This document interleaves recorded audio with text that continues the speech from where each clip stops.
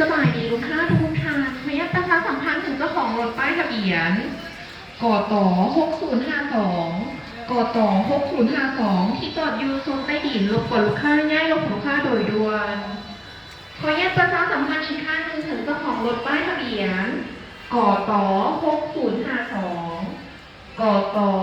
6052ที่จอดอยู่โซนใต้ดินรบกวนลูกค้าง่ายรบกวนลูกค้าโดยด่วนขอขอบใจ